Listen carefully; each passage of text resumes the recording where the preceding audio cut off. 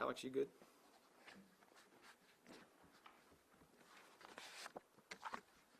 Does anybody need time? Are y'all ready? Ready, okay.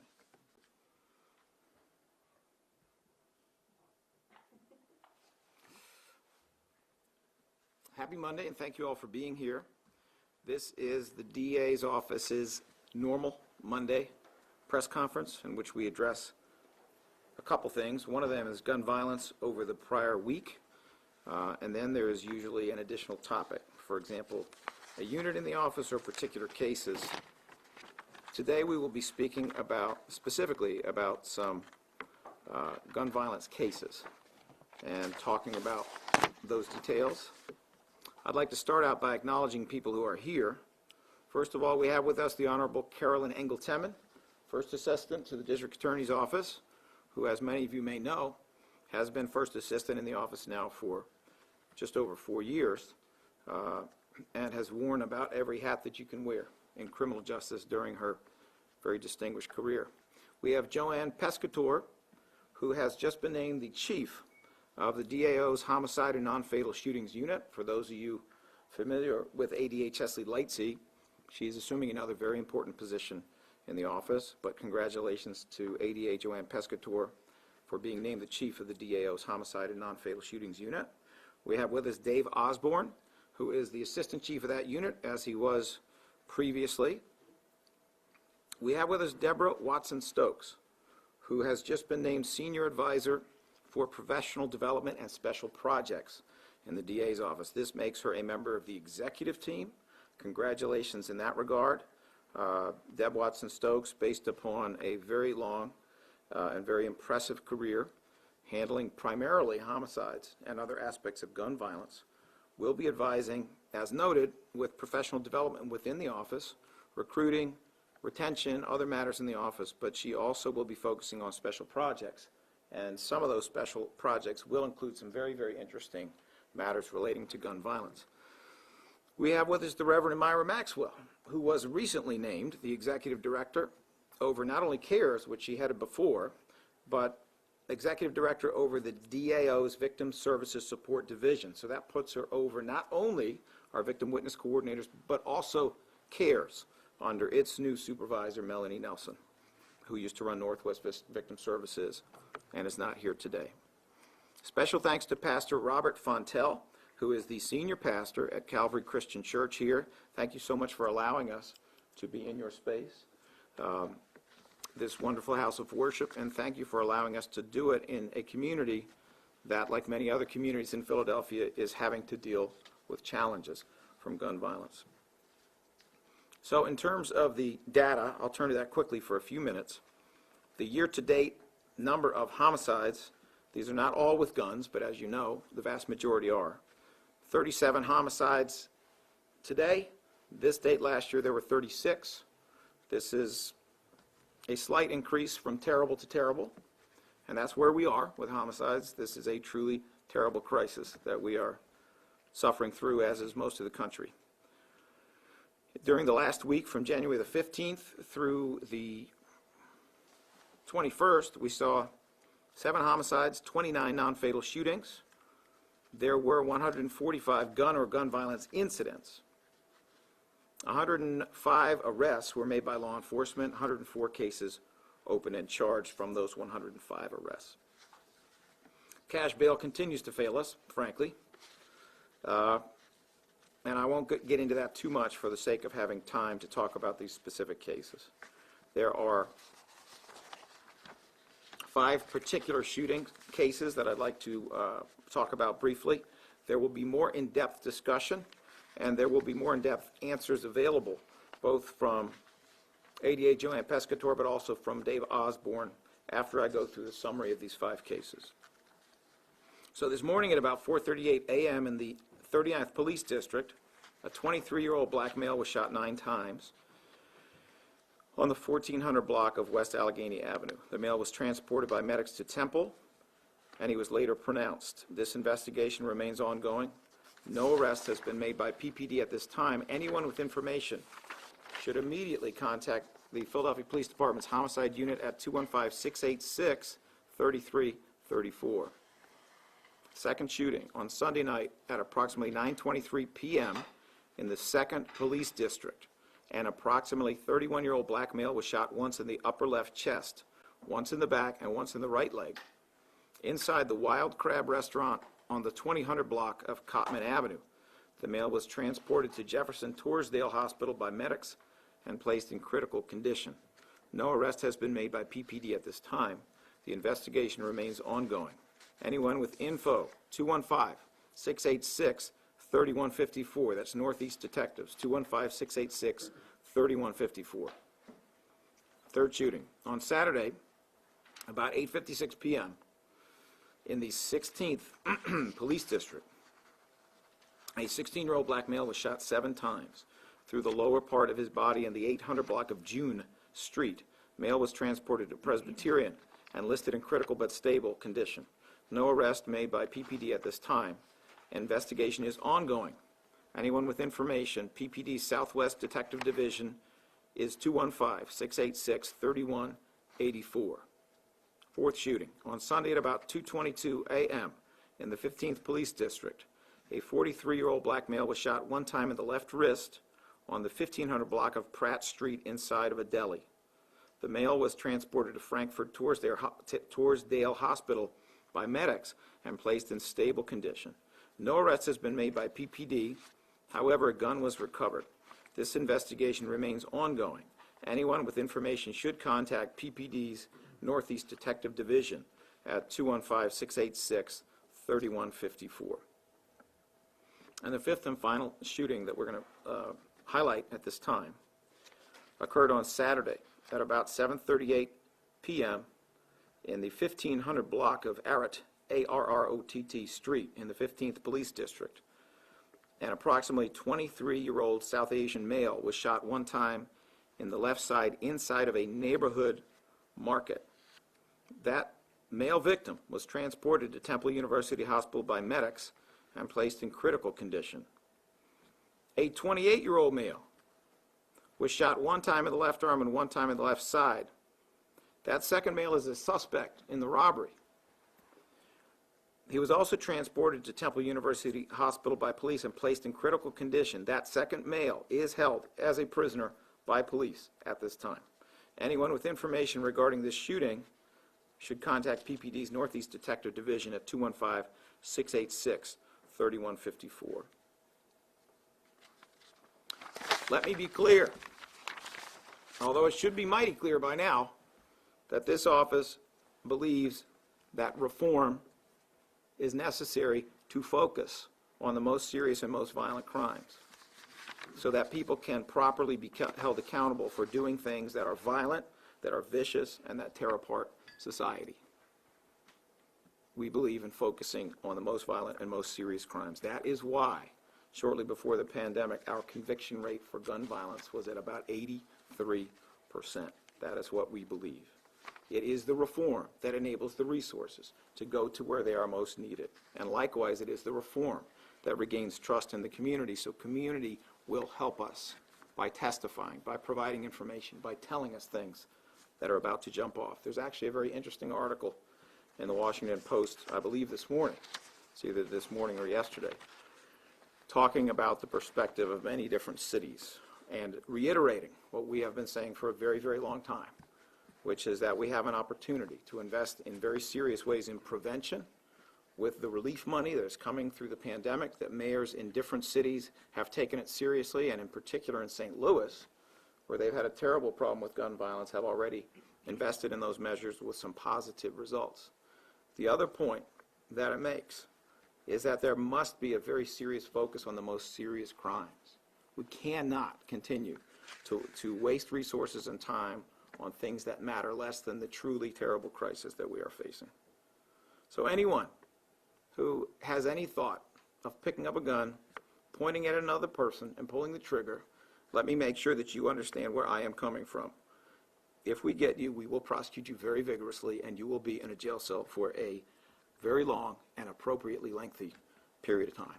That is exactly where we are coming from. And as for the victims who are suffering from this, be they individuals who have suffered a bullet or who are in that family or who are on that block,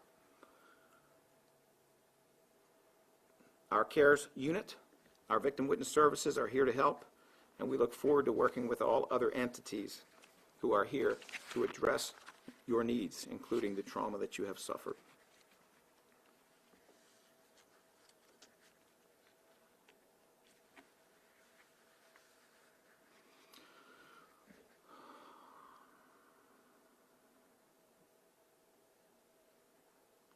I think at this time, probably the best thing that I can do, because I know there may be questions about these individual cases, is I'd like to introduce ADA Joanne Pescator.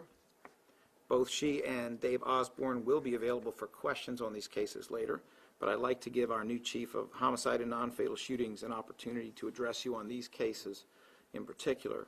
I think you should know that we have seen a parallel development both with the DA's office and with the Philadelphia Police Department that we think is very positive. A couple of years ago, our office took the attorneys who were prosecuting shooting cases, non-fatal shooting cases, and we took the attorneys who were prosecuting homicide cases. These were two separate units, and we joined them. We joined them with the idea that the work would be done better, that there would be better mentoring, better apprenticeship, better results. That's exactly what happened. We are very pleased to see that the Philadelphia Police Department on its own and separately has chosen to do something very similar. They have come up with a unit that is dedicated to dealing with non-fatal shootings under the leadership of Captain Johnny Walker, with whom I met actually a couple times last week. A wonderful choice, I think. But it's my honor and pleasure to introduce ADA Joanne Pescator to address these particular cases.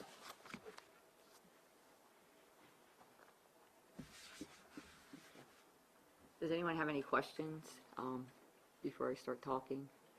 I was just going to ask specifically about the Broad and Allegheny job. Do you guys have, like, what information do you have at this point? The only information that we have right now was a 23-year-old male. We believe it was a result of a robbery. There is video.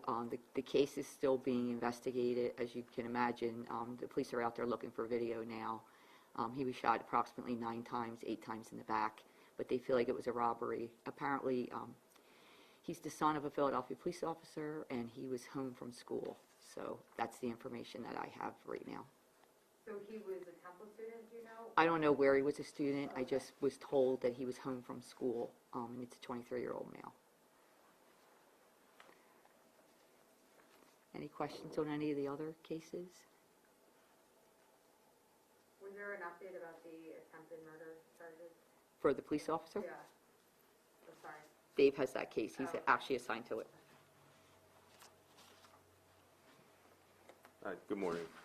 And are we talking about the shooting of the police officers last week in the 15th District? So right now the defendant is charged with 6 counts of attempted murder for the police officers that were in pursuit when he began to fire. Among other charges, the gun charges as well. 2 guns were recovered. One was the gun we believe was fired at the police officers, was recovered from the roof of an Office Max, and another was recovered from the car that the defendant was driving in at the time. Any other questions about that? And bail, it's set, from what I see, at $2 million for the lead charges of aggravated assault, and then lower for the other cases. He will be facing charges, again, that include aggravated assault on law enforcement officers involving a handgun, which is a separate charge from the attempted murder charges. And then did he have any priors or that you guys are aware of? He did. Several arrests going back to when he was a juvenile. The most recent conviction was for a robbery, gunpoint robbery out in Montgomery County in 2017. He was convicted in 2018 of that crime. He was not on probation at this time. But throughout his history, there has been, going back to about 2004, history of prior violent arrests, none in Philadelphia within the recent past. Yeah, I just had more of a broad question, but be a controversy more for you probably. We're seeing situations lately where delivery drivers, business owners, general public are armed and they're taking matters into their own hands when they're approached by carjackers, robbers. What's your response to people that feel the need that they need to carry now to protect themselves? You know, the law is very clear that under proper circumstances, you can defend yourself, including, if necessary, in order to protect your life using great force or deadly force. Law is clear there. The law is also clear on who can carry a firearm and when and how. The requirements include a permit to carry, not having certain kinds of convictions in the past, being of a certain age, etc., right? So there is a lawful place for people to carry a firearm under proper circumstances and in the right way. And there are rare circumstances, but circumstances in which it is legal to use that firearm. You know, I am someone who would love to see fewer firearms on American streets and Philadelphia streets, but that doesn't take away the reality that our law is clear, that people who are permitted to carry firearms and do so in a way that's in compliance with the law are also permitted to defend themselves when their lives are in danger. We're seeing more of this, though. I mean, this is happening at least once a week now. So do you think people shouldn't be carrying guns to protect themselves? I think I've answered that question. Are there other questions? Mr. Krasner, do you feel that you're going to cut back on prosecuting the so-called quality of life crimes in favor of these more dangerous violent crimes at this point? We already have. When I came into office, there's more than 1,000 people being prosecuted a year for possession of marijuana. I'm not talking possession with intent to sell or dealing marijuana, possession of marijuana. I mean, that is how ridiculous the use of our resources was. We were also spending a ton of time and money prosecuting prostitutes. And by prostitutes, I mean sex workers, but the charge itself is prostitution, which I consider to be picking on victims. We don't do that anymore. The police have followed actually a very similar trend. If you actually look at the number of arrests is down a lot from prior years. And that is understandable during a pandemic, but it represents a systemic choice to arrest for the most serious offenses and not to arrest for the least serious offenses. So, yes, it is consistent with our viewpoint that we should be focusing on homicides when the crisis is homicides. We should focus on shootings when the crisis is shootings. I don't think that's complicated. I don't think it's controversial. Some other people think we should focus on turnstile jumping, jaywalking, prostitution, and possession of marijuana. I respectfully disagree with them.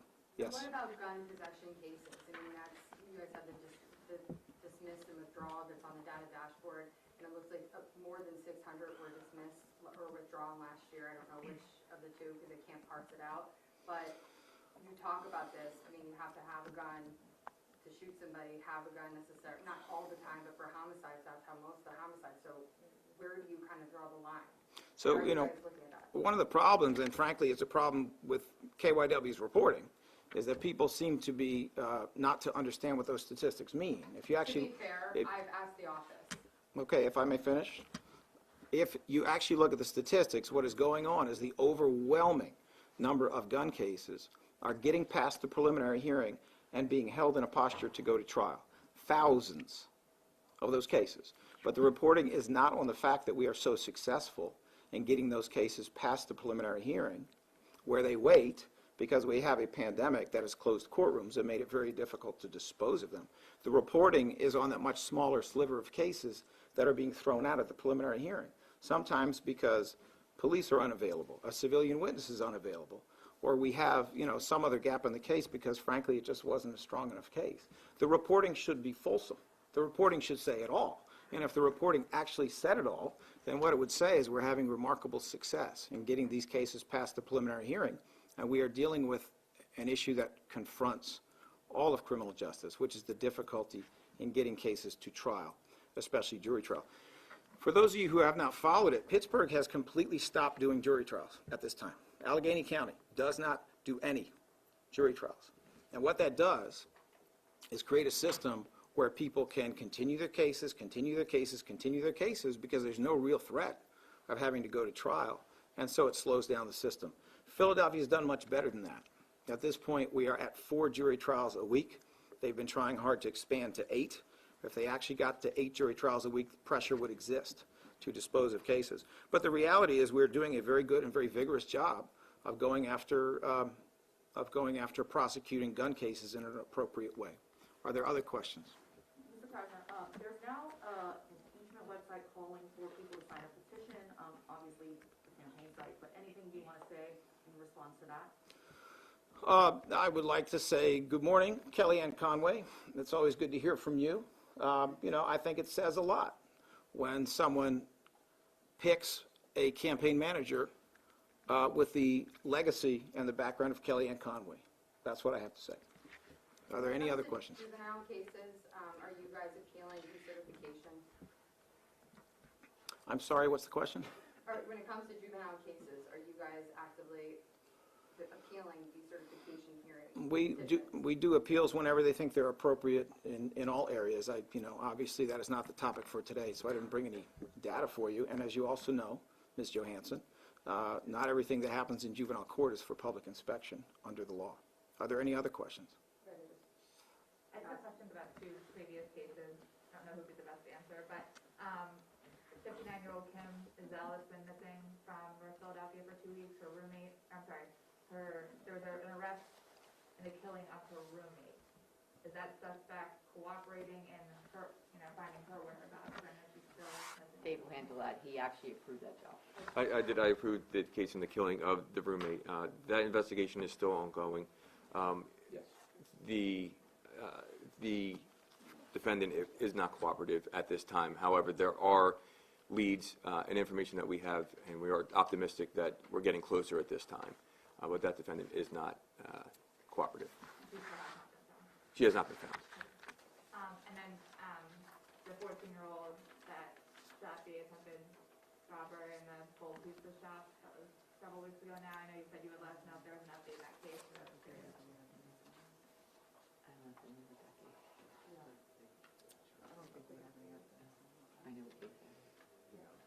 There's no update on that case. I know what case you're talking about. That happened a while ago. That was even before the holidays. Right. Yeah, there's no update on that case right now. Is it unusual for that kind of investigation to take?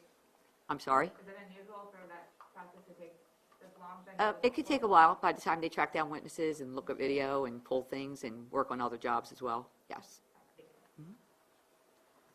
All right, I'd like to call forward Reverend Robert Fontel, who's the senior pastor here in a moment, but I do want to mention one other point, and there haven't been any questions on it, but I think it's important. I think it's very important. We are up against a deadline in the opioid litigation.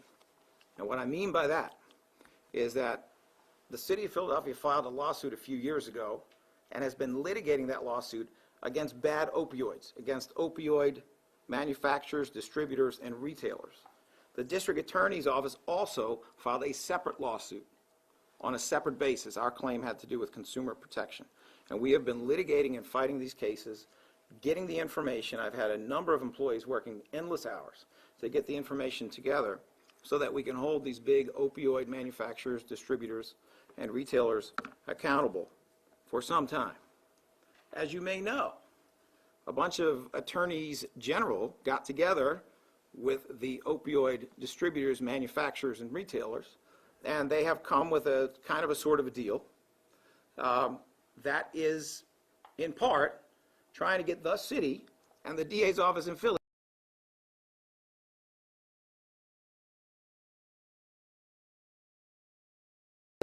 but it's not. And I have been clear from the beginning that I intended to continue litigating unless the terms change significantly.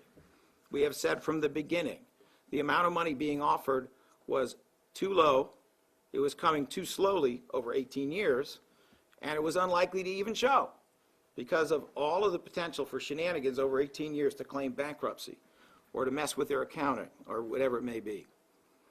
In terms of its being too low, you need to understand that the amount of money we're talking about is the equivalent of only 5% of what came out of the tobacco litigation. If you made the tobacco litigation modern money, 5%. 5%. That's what we're talking about. Tobacco money was $200 billion back then. It would be $500 billion now. This is $28 billion for the entire country. That's what they're talking about. That's what they're talking about. And needless to say, the way it was being presented initially was just flat out bad for Philadelphia, a city that has had some of the worst consequences of this horrible illegal conduct by opioid manufacturers, distributors, retailers who are frankly the most prolific drug dealers of all time. I would love to be able to hold them criminally responsible in Philadelphia County, and if I get the opportunity, I will take it. But the deadline we are up against, which is midnight on Wednesday, is whether or not these bad opioid people and those people in the Attorney General's office who negotiated a deal that is too low, too slow for money that may never show, the question is whether they can fix that between now and midnight on Wednesday. Right now, this deal is bad for Philly. I am hopeful that they will understand how important it is to adjust things so there's some level of fair treatment for Philadelphia. But if they do not, I fully intend to pursue my lawsuit, to take it into a Philadelphia courtroom and to get a result in that Philadelphia courtroom. Because my belief is if a Philadelphia jury decides the city's case, if a Philadelphia judge decides my case, which is what the law allows, then we're going to know how to put a proper price on the damage that has been done. Anybody wondering about that damage? Take a drive through Kensington. Take a drive through the areas nearby. Take a look at the list of the 57 blocks the Inquirer reported about as being the ones with the largest number of shootings. There are 28 of those 57 blocks in that area. Almost 50% of those blocks are in that area where big opioid manufacturers with their opioid pills have fueled the worst increase in illegal black markets in opioids in the history of the United States, now taking the form of fentanyl, which kills so many people. So that is a really serious issue, a really important issue. It is certainly my hope that the city, which so far has stood up to this nonsense, will continue to stand up to that nonsense. And it's also my hope that we actually can get from the state, from the Commonwealth, from these enemies, frankly, of Philadelphia who are in big opioids, it's my hope that we can come to a resolution soon. But if we cannot, we will fight them into a courtroom and we will make them pay. It is my honor to introduce Reverend Fontel, Robert Fontel, Senior Pastor of Calvary Christian Church. Thank you again for allowing us to speak in your space. Thank you, sir. Again, thank you to Philadelphia District Attorney's Office for allowing us to even host this event, to District Attorney Krasner. Look forward as a faith-based leader here in Northeast Philadelphia to work alongside to see that peace prevails throughout our city. Faith-based have been, me as a faith-based leader for my 13-year career, intentionally works together with public officials to try to bring peace again to our city. So I thank you for allowing us to host this event. And if there's anything else I can do in the future to come alongside to help in that aim of peace, I'm more glad to help in that endeavor. Thank you so much. Reverend, what's it like in this neighborhood? What are you dealing with on a day-to-day basis? On a day-to-day basis, I work with my local state rep, and what's going on in Northeast is the continued crime. Right down the street this summer, a young man lost his life, 13 years old. He was a student over at Spruance Elementary School that I actually mentored, and he was shot and killed on his little motor scooter. As District Attorney has said, it was shooting only 4 or 5 blocks away from this building just on Friday. Crime is prevailing. Also, a lot of dirt in the streets. When I grew up, we took care of our streets. We made sure we swept up, we cleaned up.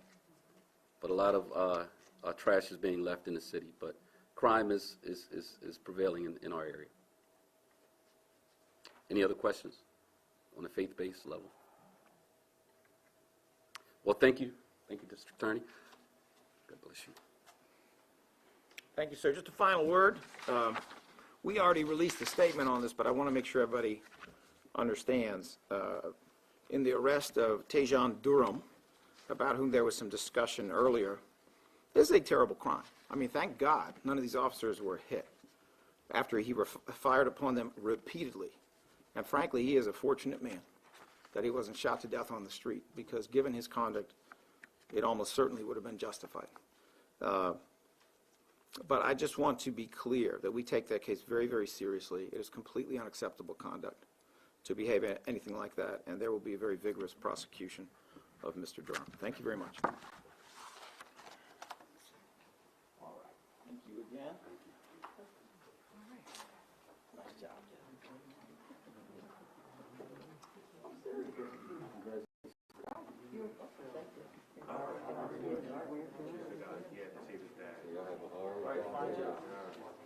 Another good day.